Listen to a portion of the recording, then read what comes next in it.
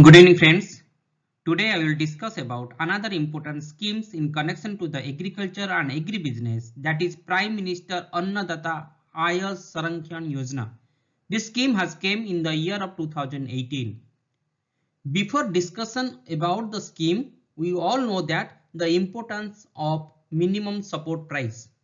We all know that if you like to give the income in the hand of the farming community, then definitely we have to look into the minimum support price. Minimum support price is nothing but it is the combination of 23 commodities. Out of them, 7 are cereals, 5 are pulses, 7 are oilseeds, and 4 are commercial crops. Though there are 23 commodities has been included in MSP, still paddy, wheat and maize are mainly procured by Food Corporation of India. Pulses and oilseed mainly procured by NAFED.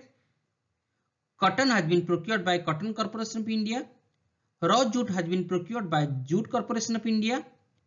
And sugar cane has been connected or procured by sugar mills and the sugar processing industry through fair and remunerative prices.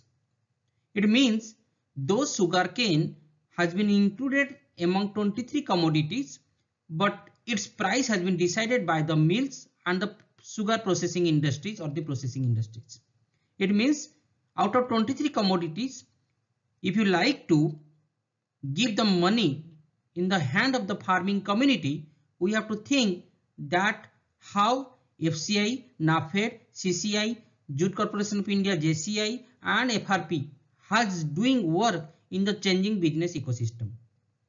But after 75 years of independence and almost 50 years of green evolution, we are eligible or we are capable to procure only the food grain. Other areas of productions on the procurement has need to be think into consideration if our farming community will going for monocropping to diversification or cropping pattern of the pulses and oil seeds. Definitely if you doing the cropping pattern in a holistic basis, then our farming community should procure all the commodities looking into the market into different paradigm. It means we should not procure or produce the food grain though there are the system are there whereas the other systems are not been properly streamlined till yet.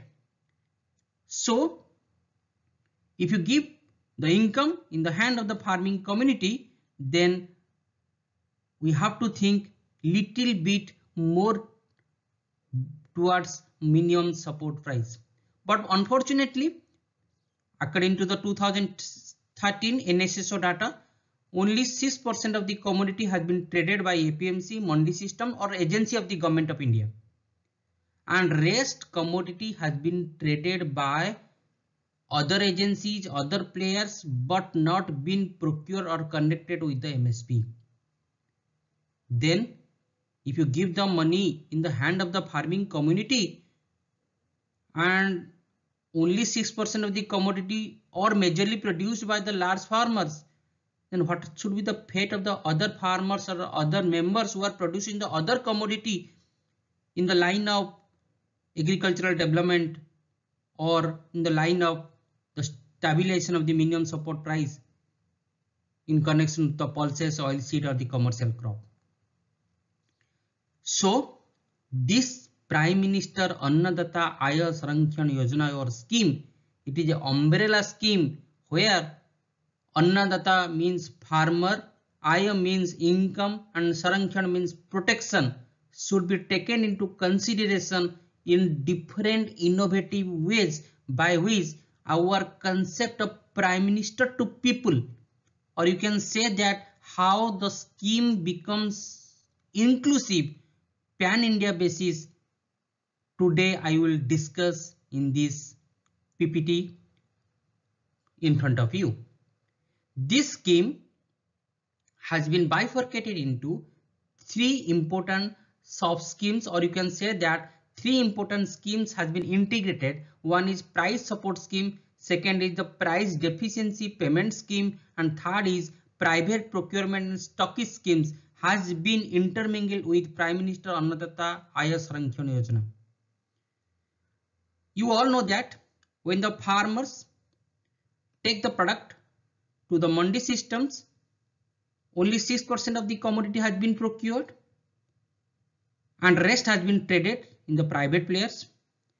In price deficiency payment scheme, whether the registered commission agent or the agent decided by the government or any private players who has been registered by the government, if they procure the commodity that has been coming into the mandi systems at the less price, suppose minimum price is 2000 and the trader or the commission agent has been who have been recognized by the government has taken the commodity at the 1600 rupees, then that difference price, that is 2000 minus 1600 rupees equal to 400 rupees, has been given in the form of, you can say that the supportive system directly to the beneficiary account. It is nothing but, you all know that is the Bhavantar scheme that has been created by the Madhya Pradesh. It means somehow government create a mechanism by which the product that is coming to the mandi system has been procured and considered by the institutions or the machineries, and deficit amount has been given in the bank account of the beneficiaries. That's why beneficiary will get the benefit of the income by which ultimately we are thinking about the double the farmer's income or whatever, but the income of the farming community has been increased. Another important one is the price support scheme.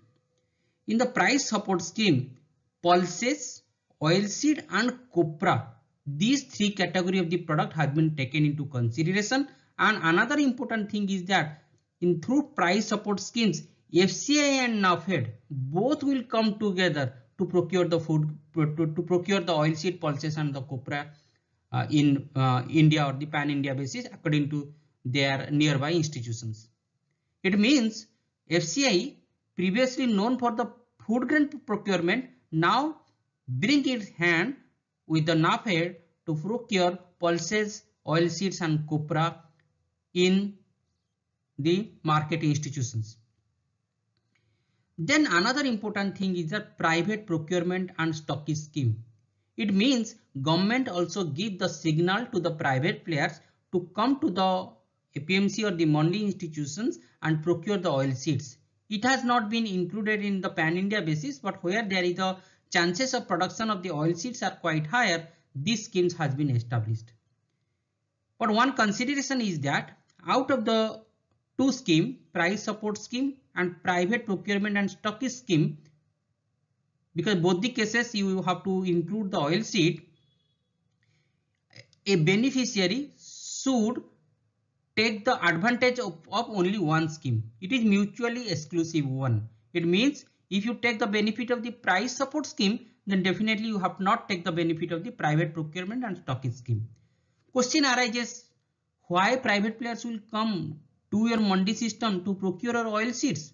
Government has given that if any player or private player will come to the mandi system to procure the oil seeds, then 15% of the MSP has been given in the form of the concession to the private players.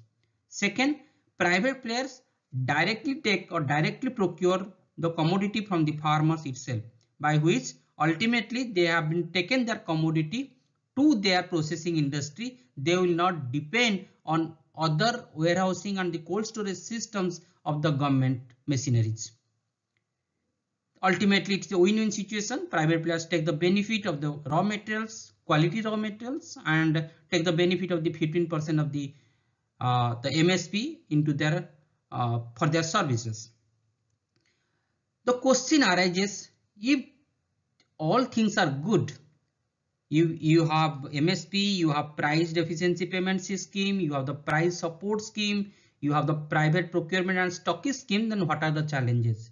Challenges are waiting time. You all know that when the product or the any type of the agriculture commodity are coming to the APMC, then ultimately queues are observed outside of the APMCs.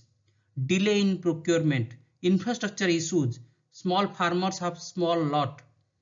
It means numbers of challenges are there if the farming community will take the benefit of the Prime Minister Annadata Sanrakshan Yojana. Still, government are thinking in that direction, or government is thinking more beyond MSP through different type of the schemes and trying to agglomerate different type of the mechanisms from FCI to NAFED. Both are coming together, and other private players also coming together to shake their hands with the farming community, by which ultimately income of the farming community will be increased in coming future. That is the agribusiness. If you like to know about the agribusiness, then definitely you just see how dynamism is this particular field is, how changing dynamics of agriculture sector gives a different flavor of another sector, that is the agribusiness. And if the agribusiness will be strengthened, then the income of the farming community will be strengthened in coming future. Thank you all. Thank you watching my video.